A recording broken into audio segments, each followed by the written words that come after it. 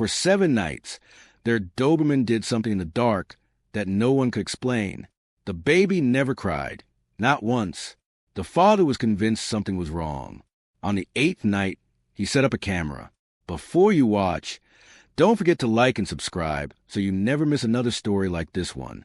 And write in the comments where you're watching from and what time it is there. That sound is not normal. David set his coffee down and looked at his wife. He makes it every night, Sarah, in the dark while our son is sleeping. Sarah didn't look up from the baby in her arms. Owen sleeps fine. That's not the point. Then what is the point, David? David looked at the Doberman. Kaiser was sitting beside the bassinet in the corner of the living room. 90 pounds of black and tan muscle, ears perfectly erect, those dark, intelligent eyes fixed on the baby with an intensity that made David's jaw tighten. And he was making that sound. Low, rhythmic, sustained, not quite a growl, not quite anything David had a name for. It was the kind of sound that made him check the locks at night. He makes it every night, David said, at the same time.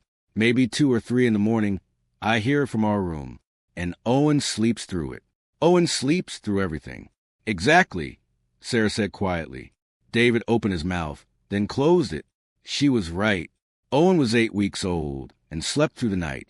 Every parent they knew with a newborn talked about nothing else. The exhaustion, the 3 a.m. feedings, the endless crying. They had friends who hadn't slept more than 3 hours straight in months. Owen slept 6 hours, 7, sometimes 8. David had told himself it was luck, good genes, a calm baby. He had not let himself think about the other explanation. It's a coincidence, he said. Is it? Sarah looked at him for a long moment. Then she looked at Kaiser. Kaiser hadn't moved. His eyes were still on Owen. That low rhythmic sound still coming from somewhere deep in his chest. Owen's eyes were closed, his breathing slow and even. Then prove it, Sarah said simply. Night after night, the same thing happened. That sound in the dark. Owen quiet. After several nights, David stood in the hallway at 2 in the morning with his hand on the door, listening. Owen was not crying. Kaiser was making that sound. David went back to bed but could not sleep. His brother told him on the phone, David, if that dog is making sounds at your newborn every night, you need to deal with it this week. Sarah's face at breakfast said everything without words.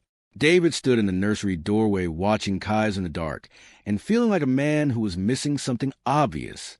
That same morning, he had found him like this. O awake in the bassinet, eyes open, and Kaiser with his nose resting on the bassinet rail, perfectly still. Owen's tiny hand was wrapped around Kaiser's ear. Neither of them moved. David had stood in the doorway for a long moment. He hadn't gone in. He hadn't said anything. He had just watched. That evening, David sat in the armchair in the corner of the nursery and watched. Kaiser didn't know he was there. Or maybe he did and didn't care. For 40 minutes, the dog lay beside the bassinet without moving, his eyes on Owen, his breathing slow. That sound came and went in waves. Owen slept. David watched his 90-pound Doberman watch his son and felt something he couldn't name. Not fear. Something closer to the feeling you get when you realize you've been wrong about something for a long time. The next morning, he ordered the camera. On the 8th night, he set it up. David had gotten Kaiser 2 years ago as a personal protection dog after the break-in next door. The neighbors had been away for a weekend. David had watched the police tape go up from his kitchen window, and that same afternoon, he made a phone call. Kaiser had arrived 3 weeks later, 8 weeks old, paws too big for his body, already serious in the way that Dobermans sometimes are even as puppies. 2 years of training, 2 years of absolute reliability. Kaiser had never once done something David hadn't asked him to do until Owen came home. He mounted his phone on the bookshelf, angled toward the bassinet. He checked the angle twice, checked the battery, and set the resolution to high. He went to bed and lay there in the dark, staring at the ceiling, listening. The house was quiet. Owen was quiet. From down the hallway, very faint, he could hear it. That sound, low and rhythmic. He set his alarm for 3 a.m. When the alarm went off, he reached for his phone with heavy hands and opened the footage. He watched himself put Owen down. He watched Sarah check on the baby. He watched the house go dark. For 30 minutes, nothing happened. Owen slept. Kaiser lay on the floor beside the bassinet, his chin on his paws, his eyes open. Then Kaiser moved, not because Owen had made a sound. Owen was perfectly still, fast asleep. But Kaiser lifted his head anyway. His ears swiveled forward. He rose slowly and quietly and positioned himself beside the bassinet. He looked at Owen for a long moment. Then he lowered his head slightly and began that sound, low, rhythmic, warm. David turned up the volume all the way and watched. 20 seconds passed. 30. Owen's small body, which had been perfectly still, shifted slightly. His face tightened. His fist began to clench. He was about to cry, but then he didn't. His face relaxed, his fists unclenched, his breathing deepened, and he was still again, fast asleep, like he'd never been close to waking at all. Kaiser stayed beside the bassinet for 2 more minutes, still making that sound, softer now, slower, until he was sure. Then he lay back down on the floor, his chin on his paws, his eyes half closed. David sat up in bed. He played it back. He watched it again. Kaiser moving before Owen stirred, 30 seconds before. Not reacting, but anticipating. He went back further in the footage. Night after night, the same pattern. For 8 full weeks, Kaiser had been waking before the baby. Not once had he reacted to a cry, because there had never been a cry. Not one. Not in 8 weeks. David's hands were shaking. He thought about every morning for the last 8 weeks. Owen waking calm and rested, smiling sometimes. He thought about every parent he knew who hadn't slept. He thought about the sound that had drifted down the hallway every night. The sound he had called a growl, the sound he had wanted to silence. He sat there in the dark for a long time.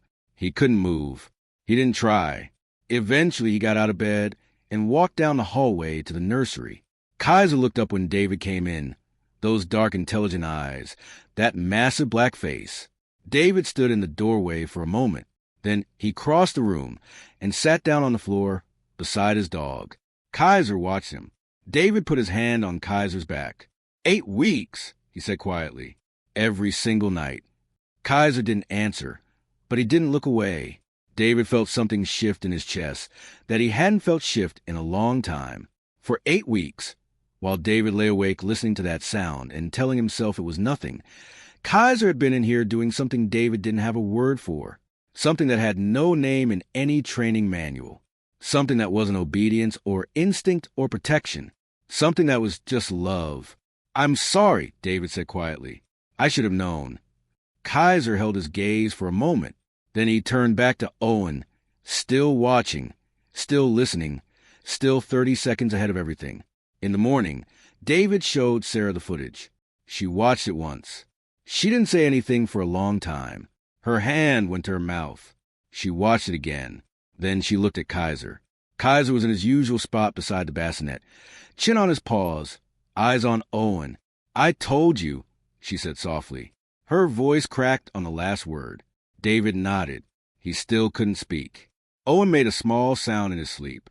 Kaiser's head lifted immediately. That sound began again, low, rhythmic, warm. Owen stilled. His mouth curved into something that might have been a smile. Sarah reached over and took David's hand. They sat there together and listened. And for the first time in 8 weeks, David understood what he was hearing. Did this story touch your heart? If yes, write yes in the comments. Like this video and subscribe to our channel. Did you ever misunderstand something your dog was doing? Yes or no? Let us know below. If you like the story, subscribe to this channel and leave a like. Thanks so much for listening. See you in the next video. Have a great day.